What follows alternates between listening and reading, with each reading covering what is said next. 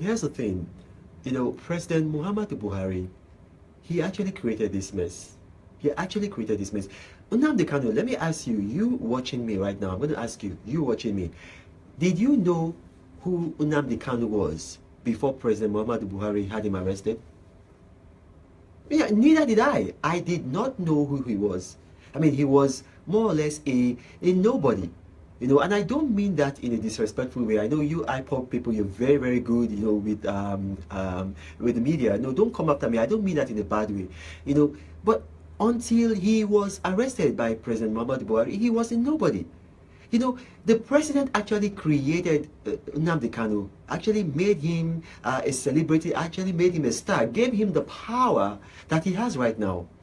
And you see, if the president had just ignored him and let him come in and let him go out and let him do, listen, there's something that Margaret Thatcher, she said, the Iron Lady, the former Prime Minister of the United Kingdom, there's something she said. She said, I don't care how much my ministers talk as long as they do what I say. You don't focus on what people say, you focus on what they do. I mean, right now you have empowered the young man to do a lot more damage to you than he would have been if you had not arrested him. What was he doing? Radio Biafra? How many people are listening to Radio Biafra? Right now you've made the boy into this big celebrity. I mean, I was watching a video and I was reading it up. I think, was it in Punch or where was it? I was watching somewhere, and then a Turkish diplomat had actually gone to Nnamdi Kanu's house to go and pay a courtesy visit to him, and then they took a picture of them and they were discussing. I mean, that's how big you have made him by doing what you did to him. I'll give you a very good example. So how many of you remember in 1999 when Obasanjo was president, how many of you remember that there was a Sharia crisis? It started in Zamfara State with Sani, the governor then, Sani Yarima, and then it started moving all over. And even our current president, President Muhammadu Buhari, has said it that I will always show openly and within me a total commitment to the Sharia movement that is currently moving across the nation. How many of you remember that?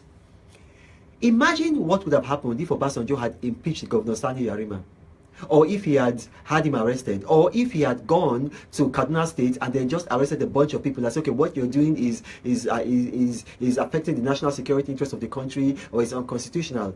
I mean, imagine what he would have done, what would have happened. First and foremost, the country would have gone up in flames. Something like 2,000 people died in Kaduna in 2000, the Sharia riots. I'm telling you, 20,000 people would have died.